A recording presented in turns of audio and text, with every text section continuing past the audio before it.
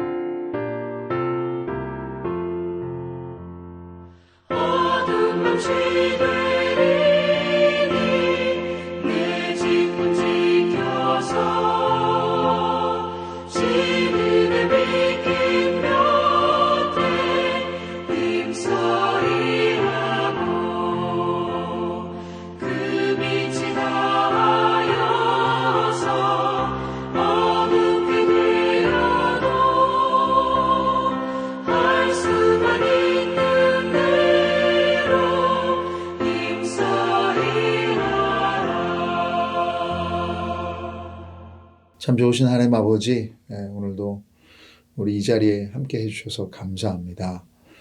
진정으로 오늘도 말씀이 필요하니 그 말씀 앞에 깨닫게 하여 주시고 우리의 내면이 보이는 시간 되게 하여 주시옵소서.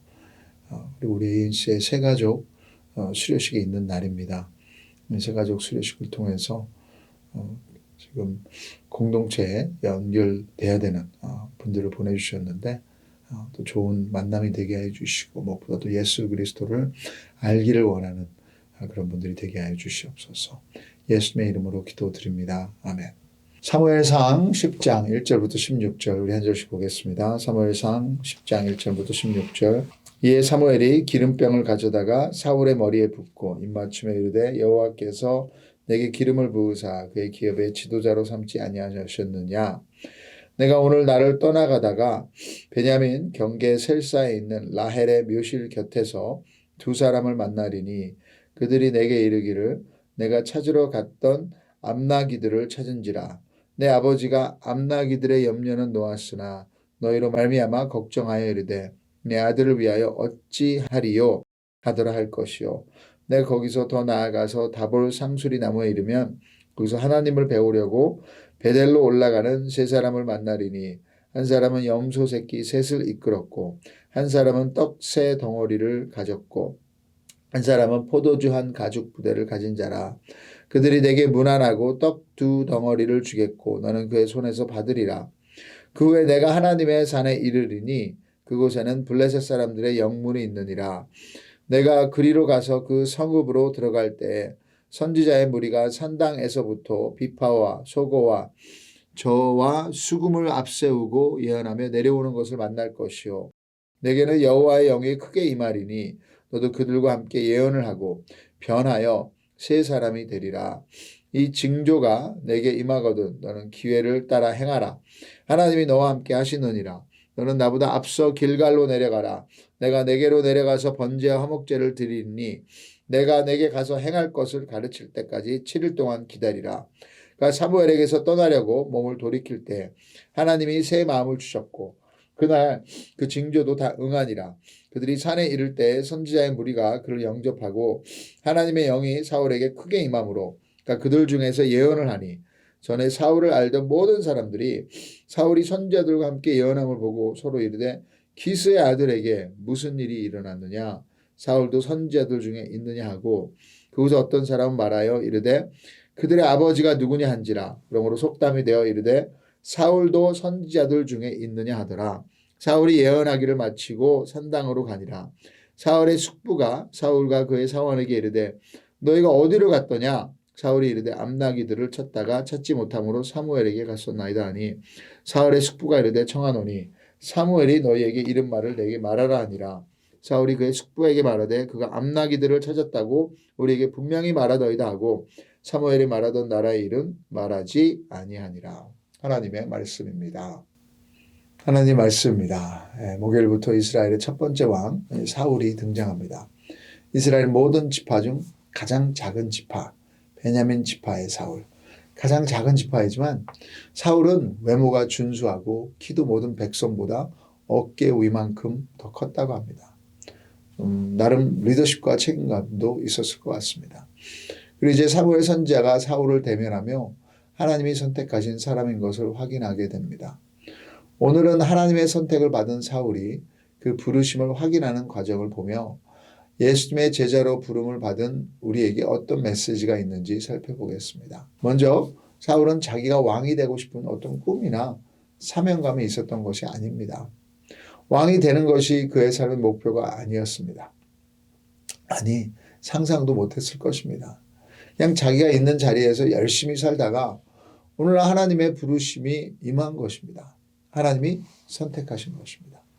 하나님이 모세를 선택하였듯이 천사가 마리아에게 나타났듯이 어느 날 갑자기 하나님의 백성은 하나님의 선택에 반응하는 사람입니다. 거부하고 도망간다면 그 은혜를 체험할 수 없겠죠.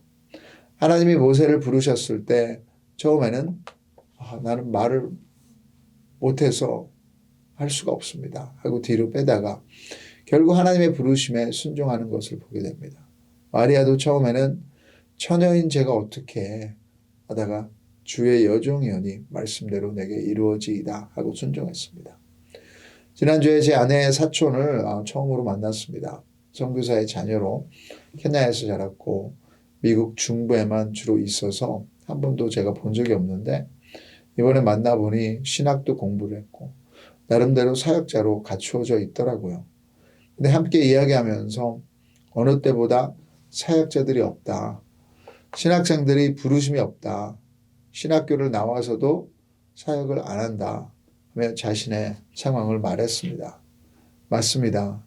예전에는 보통 부르심을 확인받고 신학교 훈련에 들어갔는데 요즘 부르심보다 훈련을 먼저 받는 경우가 있다 보니 상황이 힘들어지면 사역을 그만두는 것을 보게 됩니다. 근데 우리가 하나님의 자녀라면 우리는 하나님의 부르심을 받은 사람들입니다. 그럼 꼭 사역자가 아니더라도 주일설교 부르심 시리즈에서 말씀드렸듯이 크리스찬으로서 우리는 이 땅에 하나님의 거룩한 영향력을 남기는 부르심입니다. 그게 리더예요.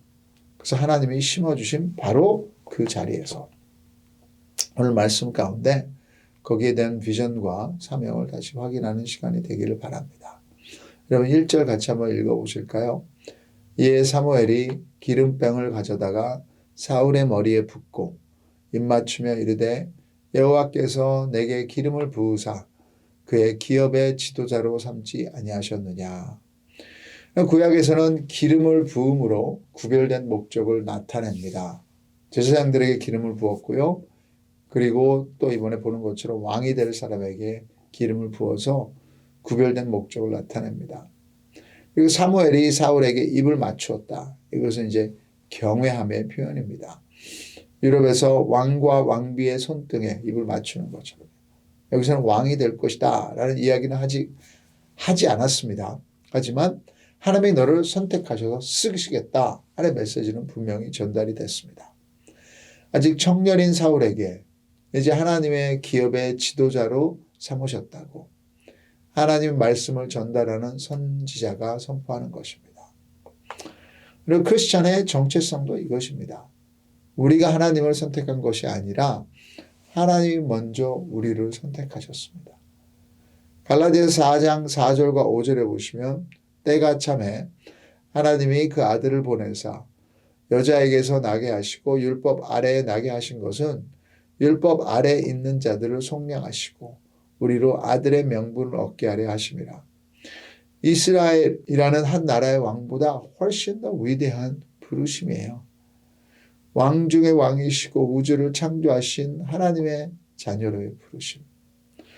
예수님이 인간으로 이 땅에 오신 이유는 우리를 구원하셔서 하나님의 아들, 딸로 입양하기 위해서입니다. 크리스마스의 분명한 목적이죠. 얼마 전에 이런 광고를 봤는데 Christmas is what you make it. 크리스마스는 당신이 만드는 그것입니다. 아니죠. 크리스마스는 우리가 만들 수 없습니다. 크리스마스의 목적은 분명합니다. 하나님이 우리를 사랑하셔서 우리 죄를 속량하시고 우리를 그의 자녀 삼기 위해 예수님을 보내신 날이에요. 그래서 베드로전서 2장 9절에 그러나 너희는 택하신 족속이요 왕 같은 제사장들이요 거룩한 나라요 그의 소유가 된 백성이니 이는 너희를 어두운 데서 불러내어 그의 기이한 빛에 들어가게 하신 이의 아름다운 덕을 선포하게 하려 하십니다. 2024년 표어이죠. 크리스천은 이미 기름 부음을 받은 자, 선택받은 자입니다. 이제 사무엘이 사울에게 세 가지 이 징표를 말해줍니다. 아주 사울은 어리둥절할 것 같아요.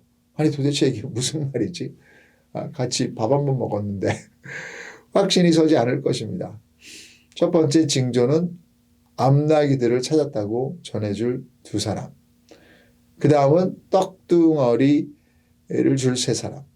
마지막에는 선자의 무리를 만날 것이고 거기서 하나님의 영이 임하고 내가 예언을 하고 변해서 세 사람이 될 것이다. 그 어떤 동화 같은 이야기예요. 참 디테일하고 흥미롭습니다.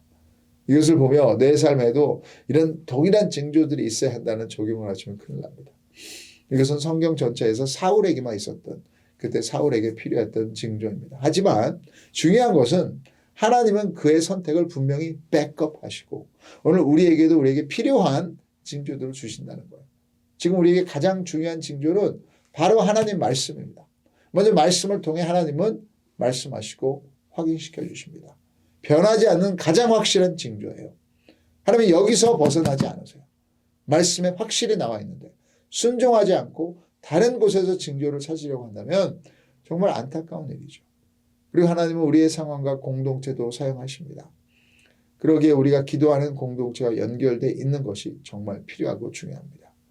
공동체를 통해 하나님이 말씀해 주시고 또 받은 말씀에 대한 확신도 얻고 이런 비슷한 경험을 해보셨을 것입니다.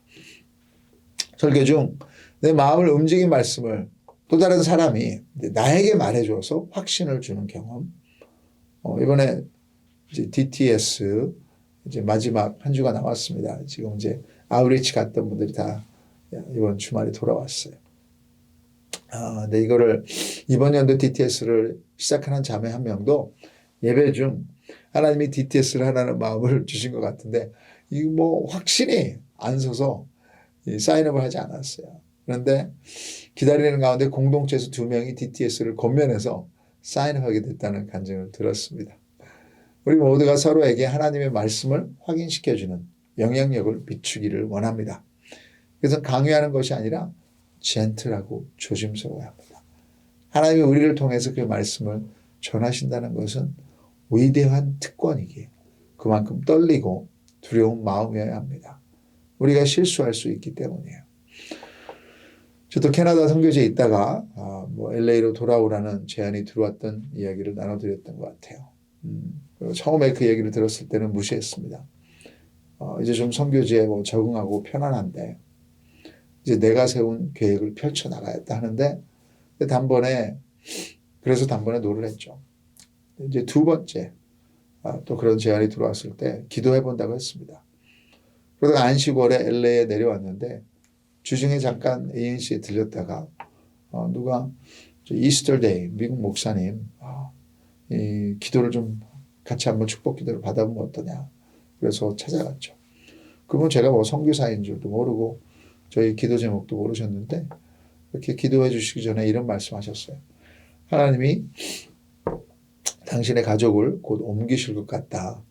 뭐 그곳이 정착지가 아니라 앞으로 데려가실 곳에 디딤돌이 될 것 같다 하시며 아주 겸손하게 이것이 하나님 말씀이라고 여기면 감사히 받고 아니면 그냥 버리라고 하시고 기도해 주셨어요.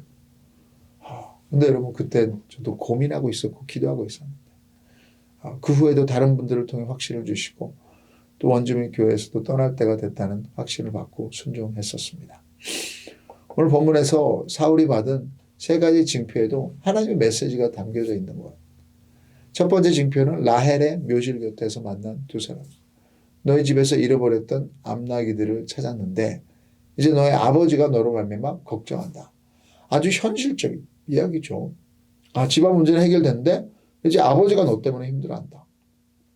여기서 아들로서 당연한 반응은 빨리 아버지께 달려가서 그의 염려를 덜어드리는 것입니다. 그래서 다음 문장이 사울에게 빨리 아버지에게 돌아가라고 할 것 같은데 그러지 않고 3절에 네가 거기서 더 나아가서 사울에게 계속 나아가라고 합니다. 좀 이상하지 않습니까? 사울도 자기 때문에 염려하는 아버지가 마음에 걸리지 않았을까요? 근데 하나님이 선택하시는 사람은 그의 염려까지 책임져 주신다는 것입니다. 하나님이 움직이시고 인도하십니다.